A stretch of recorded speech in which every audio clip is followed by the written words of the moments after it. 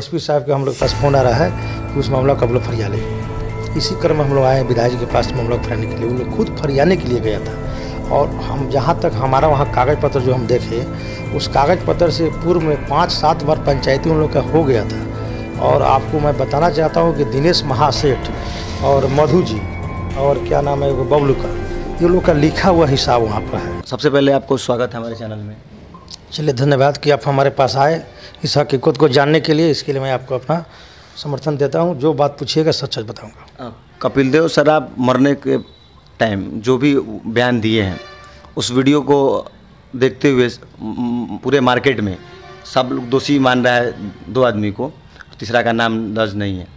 तो आज उनके फैमिली की तरफ से आरोप लगाया जा रहा है कि एक षड्यंत्र है, जिस षड्यंत्र में जितेंद्र जी, विधायक जी और भगत जी इसमें मिल के उनके पति को फंसाया जा रहा है। कितनी सच्चाई है इसमें? किसके परिवार की तरफ से लगाया जा रहा है? ये दिनेश जो सेठ हैं उनके परिवार की तरफ से लगाया जा रहा है। देखिए, दिनेश महासेठ के तरफ से जो आरोप लगाया गया है, अब तो उनका परिवार जानता है क्यों आरोप लगा रहा है। और एक पंचायती का मुद्दा बनाया जा रहा है कि पंचायती के मुद्दा में जो है सो विधायक जी चाहे भगत जी चाहे जितेंद्र जी, तो एक बात पहले स्पष्ट करना चाहते हैं कि हम लोग पंचायती करवे नहीं किए हैं। हम 11-11:30 करीब किसी काम के पैरवी से विधायक जी के पास गए। वहाँ जाने के बाद में देखे कि वहाँ 10-20 आदमी बैठा हुआ था। उसमें दिनेश महासेठ भी बैठे थे, मधु जी बैठे थे और परसौना के 2-4-5 आदमी, बेचू जी, हरिनारायण सिंह, बहुत लोग बैठे हुए थे। तो मधु जी हमसे कहे कि ये देखें ना भैया, ऐसा ऐसा बात है। खैर मधु जी हमारे पुराने परिचित हैं। मधु जी कहे कि ऐसे ऐसे बात भैया कि ये कपिल देव जी के पैसा के हम लोग का खरीद का ज़मीन का लेन देन है, थोड़ा बहुत रुपया के इधर उधर है, तो इनको हम ही लोग से बैठ कर फैल लेना चाहिए। इनको एसपी साहब के जाने के बाद क्या दुख था। एसपी साहब के हम लोग के पास फ़ोन आ रहा है कि उस मामला का आप लोग फरिया लीजिए। इसी क्रम में हम लोग आए विधायक जी के पास मामला फरियाने के लिए। उन लोग खुद फरियाने के लिए गया था और हम जहाँ तक हमारा वहाँ कागज़ पत्र जो हम देखे उस कागज़ पत्र से पूर्व में 5-7 बार पंचायती उन लोग का हो गया था। और आपको मैं बताना चाहता हूँ कि दिनेश महासेठ और मधु जी और क्या नाम है वो बबलू का, ये लोग का लिखा हुआ हिसाब वहाँ पर है। अब तो हिसाब उतना हम नहीं बता पाएंगे डिटेल में, लेकिन इन लोग का लिखित हिसाब इनके पास लिखा हुआ है कपिल देव प्रसाद के पास कि ये लोग जो हिस्सा बखरा जो लगाए थे ज़मीनी विवाद का, जो इन लोग का ज़मीन का बात है कितना में खरीदे कितना में बेचे, तो उसमें ये लोग हिस्सा लगा करके उनको खुद ये लोग जो है 27 लाख रुपया देने की बात ये लोग कर रहे थे। लेकिन इसमें कपिल देव जी का आरोप ये था कि नहीं, ये लोग हमसे गलत हिस्सा बता रहे हैं लोग, क्योंकि उसमें एक पार्टनर फूट करके मधु जी का क्या दिनेश महासेठ का आरोप था कि एक पार्टनर फूट करके जाकर उनको झूठ बोला है कि ज़मीन इतना बिकाया है। और उस हिसाब से कपिल देव जी पैसा मांग रहे थे कि हमारा इतना हिस्सा हुआ, क्योंकि गला उनका था, नफ़ा में ये लोग को बांटना था। ये लोग यही का नाम था कि 60-40 का बात था। गला कपिल देव जी लगाए हुए थे और 60-40 में हम लोग 60 में पार्टनरशिप था। तो हम लोग उसको हिसाब को देखे तो हम भी पूछे दिनेश महासेठ से कि आखिर क्या बात है। तो वो बोले कि ये 1 लाख रुपया धूर के हिसाब से वो ज़मीन लिए हैं, 180 में हम लोग बिक्री किए हैं और 180 के हिसाब से भी हम लोग का नफ़ा घटा लगना है। लेकिन कपिल देव जी का नाम था नहीं, ज़मीन 2 लाख 2.25 लाख बिकाया। तो हम पूछे कि भाई ये बात सत्य है? तो बोला दिनेश महासेठ बोले कि बात सत्य है सर। तो ब्रोकर लोग बेचा, 180 के बाद में जो बेचा वो ब्रोकर लिया, उससे हम लोग कोई मतलब नहीं है, हम लोग तो सब दलाल को दे दिए। तो इस पर हम देखे कि सब इसमें कोई खास दम नहीं है। तो कपिल देव जी से हम लोग बोले, कपिल देव जी 81 पर हिसाब फरिया लीजिए, क्या दिक्कत है, मान ले जाए, बहुत नफ़ा हो रहा है। 1 लाख का अलावा 180 है तो बहुत नफ़ा हो रहा है। तो इसमें सभी लोग कहा कि सही कर रहे हैं भगत जी, हम पंचायती के हुए से नहीं, ऐसे ही मतलब हम लोग बातें बात में। तो उसमें हिसाब वो लोग खुद लिख कर दिए थे दिनेश महासेठ से कि 31 लाख रुपये इनका हिसाब हुआ। 4 पार्टनर हैं, आप बड़े आदमी हैं, 1-1 लाख रुपये हम लोग खाने के छोड़ दिए और 27 लाख रुपये ले लीजिए।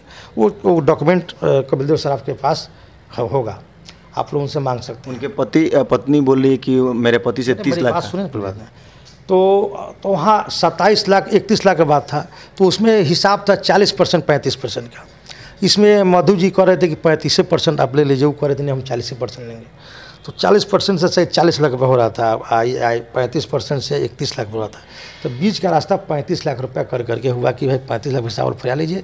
एक पूर्व के पंचायती को जायज़ करते हुए उसमें फरिया देगा। उसमें टाइम टेबल का बात है। आप तो ये बोल रहे थे कि 4 महीना में देंगे, वो कह रहे थे कि ना हमको आज चाहिए, क्यों चाहिए भाई, कैसे थोड़ा होता है। तो 2 महीना का टाइम बना, आज 2 महीना का कागज़ बन करके या एक सादा कागज़ पर, और उस कागज़ पर 6 आदमी, जो पूर्व का 5 लोग था, जो पहले से पंचायती करते आया, हरि सिंह जी थे, सोनालाल जी थे, दिनेश जी थे, मधु जी थे और शेख बेचू थे, उस सब लोग दस्तखत किया, एक अन्य दस्तखत उसमें हमने किया। और उस एक बात पहले कहना चाहता हूँ कि उस दिन का पंचायती में जितेंद्र जी तो थे ही नहीं, पंचायती की भूल से तो कोई गए भी नहीं किया था, तक जितेंद्र जी भी उस दिन प्रकरण में कहीं से उपस्थित थे ही नहीं। वहाँ हम एक चले गए। नहीं, उनका कहना है कि जितेंद्र जी और भगत जी और विधायक जी एक षड्यंत्र रचे हैं मतलब मेरे पति के साथ। क्या कि अभी जांच कमेटी बैठी थी, ये सबको लेके उन्होंने डीआईजी को एक लेटर दिया था और सब वीडियो ऑडियो वायरल जो ऑडियो था जो डीआईजी साहब को दिया था, उसकी एक जांच कमेटी एसपी साहब ने बनाया था। जो जांच प्रक्रिया जब चालू हुआ था उसके बाद मतलब षड्यंत्र रचा गया कि इनका मर्डर हो और मर्डर होने के बाद ये घूम के मेरे पति पे आ जाए, इस तरह का। देखिए मर्डर तो किसी का हो दुर्भाग्यपूर्ण है, बहुत बड़ा जघन्य अपराध है, मर्डर तो होना ही नहीं चाहिए। अब मर्डर अगर हुआ तो इस समय मर्डर हुआ, अगर मान लीजिए दिनेश जी कहते हैं कि हम नहीं थे तो उसका जांच होना चाहिए। हम लोग कब कहते हैं कि दिनेश जी मर्डर किए हैं, चाहे मधु जी मर्डर किए हैं, ये कभी हम लोग कह सकते हैं? कभी नहीं। हम लोग को भी नहीं लगता कि ये लोग मर्डर किए होंगे, क्योंकि ज़मीन के कारोबारी है, मान लिया अपना लेन देन करता है तो मर्डर एक दूसरा चीज़ है, मर्डर एक पहलू है। लेकिन मर्डर तो हुआ तो नहीं कि दो आदमी के बीच में तीसरा बाजी मार नहीं। तो सबसे बड़ी बात इन लोगों में कोई विवाद था ही नहीं। जो हम लोग उस दिन ऐसा उसका कुछ ऐसा तो नहीं है कि मतलब देखिए हमारे जहाँ तक अपना सोच है कि जिस दिन हम लोग मैंने बैठक हुआ था उस दिन तो मधु जी में, कपिलदेव में, दिनेश मार्च में कुछ बकदक था ही नहीं, कुछ झगड़ा था ही नहीं, विवाद तो था ही नहीं, विवाद था ही नहीं। तो फिर इतना बड़ा विवाद हो कैसे गया? लेकिन हाँ, बीच में एक इसमें षड्यंत्र देखा गया है कि दिनेश महासेठ के द्वारा जो आवेदन दिया गया डीआईजी को, जिसमें आरोप लगाया कि एसपी के द्वारा फ़ोन आया था। एसपी के बाद तो उस दिन भी कहे थे मधु जी और दिनेश जी कि एसपी के द्वारा फ़ोन आ रहा है, रिकॉर्डिंग हम लोग के पास भी सारा अब आ रहा था। ठीक है, तो सबसे बड़ी बात है कि अगर जो फ़ोन एसपी के द्वारा जो कहा जा रहा है तो स्पष्ट हो जाएगा कि उसको पकड़ा जाए, चाहे पकड़ा भी गया है कि फ़ोन कराने वाला कौन है, फ़ोन कराने वाला मतलब किस प्रकार का लोग है, उसी से हमको लगता है इसी से जुड़ा हुआ सच्चाई सामने आएगी कि फ़ोन किसके कहने पर कह रहा था कि एसपी साहब का दवा है, फलाना दवा है। क्योंकि हमको भी कहा गया कि एसपी साहब का फ़ोन आया था, खुद मधु हमसे कहा कि ऐसे बात है, तो तब जाकर हम लोग उसको फैसला शुरू किए। नहीं तो एसपी का नाम नहीं था, हमको उससे कोई मतलब नहीं था, क्योंकि हम 33 से संरक्षण में रहते हैं। इस तरह के ज़मीन विवाद से हम लोग कोई मतलब नहीं है। आप लोग भी जानते हैं, आप लोग नहीं जानते, अपने पापा से पूछे कि 33 साल में हमने कभी ज़मीन के कारोबार से मतलब नहीं रहता। लेकिन एक बात ज़रूर कहना चाहूँगा कि जो मर्डर हुआ है इसकी सच्चाई पता लगाने के बजाय भू माफियाओं के द्वारा अपना, हो सकता है वो लोग कहीं डर है, हो सकता है हमारा अब शक हो रहा है, पहले शक नहीं था कि मर्डर में कहीं भू माफिया का हाथ हो, अपना बचाव करने के लिए कि सच्चाई सामने जाए इसको डाइवर्ट किया जा रहा है। क्योंकि जितना लोग भी इस मुद्दा को उछाल रहा है, विधायक जी का नाम, चाहे आज आवेदन दिवाया गया उसमें हमारा नाम आ गया, जितेंद्र जी का नाम आ गया, जबकि इस तरह के आप लोग भी जानते हैं कि हम लोग को इससे कोई मतलब दुनियादारी से नहीं है। और उस प्रकरण में तो जितेंद्र जी थे ही नहीं थे। अगर पंचायती में थोड़ा देर के तो करना नहीं, तो उस पंचायती में जितेंद्र थे नहीं। अगर थोड़ा सा पंचायती में अगर चले गए तो उसमें मैं मौजूद था, तो मेरा नाम आया तो चलिए कोई बात नहीं है। और पंचायती 10-20 आदमी के द्वारा हुआ ऐसा कोई बात नहीं थी, एक आदमी के द्वारा पंचायती हुआ। संजोग बस देखिए जब वहाँ पहुँचे तो लोग बैठा हुआ था, कोई हमारे साथ नहीं गया। और वहाँ एसआई दरोगा संजय सिंह बैठे हुए थे। सारी जो वहाँ पंचायती हुआ अगर 10-15 मिनट के जो कागज़ पर बना उनके जानकारी बना, ऐसा नहीं कि ये एक संजोग से बड़ी भाग की बात है। ऐसा ही बैठे हुए थे, उनके सब वो बताएंगे कि उनको कौन ले गया था, कैसे गया था। लोग खुद मधु जी हमसे कहे कि एसपी के फ़ोन आया था, इसलिए हम लोग विधायक के पास आए कि इसको फरियाद। उस ऑडियो में उन्होंने बोला भी है कि ऑलरेडी वहाँ पे संजय सिंह विधायक जी। तो हम वही बात पूछते हैं कि जब मान लीजिए वो लोग आरोप लगा रहे कि ज़बरदस्ती हमको पंचायती लगे, ऐसा कर गया, ये तो सरासर निराधार है। पंचायती तो पहले से हो चुका था। विधायक और भी है कि 30 लाख का उनसे पेपर बनवाया गया और 5 लाख कैश दिया गया। इस देखिए बताते हैं, 27 लाख तो खुद देने के लिए तैयार थे। पहले वो जो हमको बोल रहे थे 31 लाख का देने के लिए तैयार थे, उस पर कपिलदेव जी नहीं मान रहे थे। तो 35 लाख का बात हम तो बोल ही रहे हैं कि उसमें वो लोग को मिला जुला के 35 लाख का बात हुआ, 5 लाख दे दिया, 30 लाख का कागज़ बना। वो तो पहले कागज़ बना हुआ 27 लाख का, कोई नया कागज़ थोड़ा बन गया है।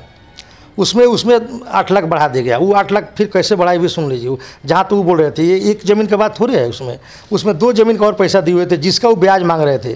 वो कह रहे थे कि उसमें हम नहीं कमाया, नफ़ा हो गया, उसका मूल्यधन लौटा दिया। ये भी दिनेश महासेठ का इतना हमको जानकारी है। सामने आने पर अगर वो सामने आएगा बैठेगा तो सब ठीक। हाँ, एक बात इसमें ज़रूर है कि जब उनके मर्जी से ही कागज़ बना तो इसको फिर दबाव क्यों कहा जा रहा है और विधायक पर क्यों आरोप लगाया जा रहा है, ये जाँच का विषय है। हम आपके चैनल के माध्यम से इस बात को कहेंगे कि आप लोग भी इसको उठाइए कि जब विधायक जी के द्वारा, चाहे हमारे द्वारा, चाहे जितने के द्वारा, जितने तो उसमें थे ही नहीं, चाहे हम लोग के द्वारा जो कागज़ बना, रुपया देने लगा, वो तो खुद बना कर दिए थे। उसमें कोई हम लोग दबाव दिए नहीं, कोई हम लोग पंचायती किए नहीं। हम लोग उसमें टाइम का पंचायती किए कि टाइम 2 महीने का दिया गया, वो ज़्यादा टाइम मांग रहे थे। तो इसके टाइम के चलते इतना बड़ा आरोप लगाना ये तो सरासर गलत है। चाहे डीआईजी के आवेदन दिए, अब उनकी पत्नी के द्वारा आवेदन दिया गया, उनकी पत्नी का आवेदन दिए तो ये कहना चाहिए कि हमारा पति निर्दोष है, उसको न्यायिक जांच होना चाहिए। लेकिन किसी पर आरोप लगाना ये तो सरासर गलत बात है, ये तो सरासर गलत बात है। और दूसरी मुद्दा आपको एक फिर बात बताते हैं कि हमको 1.5 महीना पहले से दिनेश महासेठ से कोई बात नहीं होती थी। 1.5 महीना के अंतर में हमारा मोबाइल उनका मोबाइल निकाला जाए। 20 बार हमको दिनेश महासेठ फ़ोन किया, एक हमको कागज़ दिया यदि महादा वाला कि सर जो हम कपिल देव जी को पैसा दिए, एक चिट ला कर दिया था कि उतरवा दीजिए। तो हमको उतरवा देंगे, कौन बड़ी बात है। उसके लिए हमको 10-12 बार फ़ोन किया, हम कहे भाई हम है नहीं रक्सौल में, तो कहाँ से कराए। और दूसरी मुद्दा कि महीना पूरे उसको 5 लाख रुपये देना था, दीजिएगा उसी समय उनसे उतरवा दिया जाएगा, ये भी बात है। ऐसी बात हमारे दिनेश महासेठ से अगर मोबाइल वगैरह निकालिएगा और दिनेश महासेठ फ़ोन करते तो कहेगा हमारा उनसे कोई ताल्लुकात तो है नहीं। क्या कुछ कहना चाहिएगा रक्सौल वासियों से हम कहना चाहेंगे कि जो भी तथाकथित लोग इसमें आरोप लगा रहा है, ये सभी लोग एक मांग करता कि अपराधी को पकड़ा जाए, क्योंकि हत्या तो हुआ है, इसमें तो कोई दुराई नहीं है।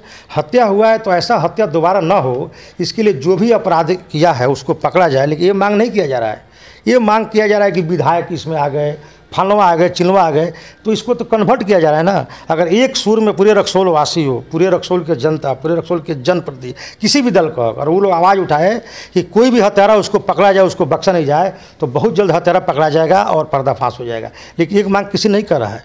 क्यों नहीं कर रहा है? अब हमको महसूस हो रहा है कि जो लोग इसको मांग कर रहे हैं, विधायक के नाम जो कर रहे हैं, वो तो खुद भूमाफिया है, वो लोग खुद भूमाफिया है। ये तो आप लोग भी जानते हैं कि भूमाफिया काम कौन करता है। भगत जी करते हैं कि जितेंद्र जी करते हैं कि जो लोग उठा रहा है वो करते हैं। ये आप लोग से छुपा नहीं है, हम तो किसी का नाम नहीं लेंगे, लेकिन खुद आप लोग पता कर लीजिए कि भूमाफिया काम कौन करता है। बहुत बहुत धन्यवाद।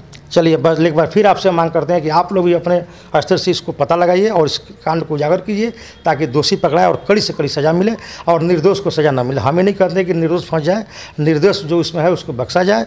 हो सकता है कपिल देव जी मर्डर के समय उनका नाम ले लिया, हो सकता है उनको लगा होगा कि हमारा पैसा के चलते मर्डर हो गया, हो सकता है, तो इसका भी जांच होनी चाहिए।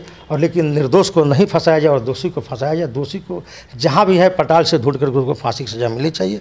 ये हमारी आपके चैनल के द्वारा और रसोल की जनता के द्वारा तथाकथित नेता के द्वारा ही मांग है।